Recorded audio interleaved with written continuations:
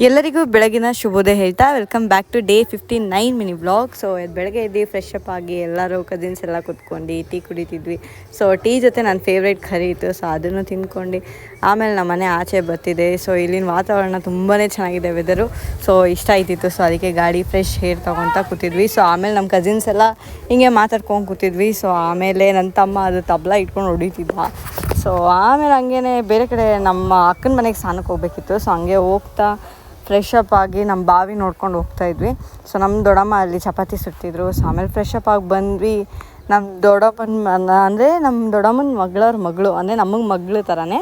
So ಅವಳಿಗೆ ಎಲ್ಲ ಅಳಿಸ್ತಿದ್ರು. So ಅದೆಲ್ಲ ಆಟ ಆಡ್ಕೊಂಡು ಮಾಡ್ಕೊಂಡು ಮನೆಗೆ ಬಂದು ನಾಷ್ಟ ಮಾಡ್ಕೊಂಡು, ಸೊ ಆಮೇಲೆ ಸ್ವಲ್ಪ ಕೆಲಸ ಇತ್ತು ಅಂತ ಬಿಟ್ಟಾಗೋದ್ವಿ.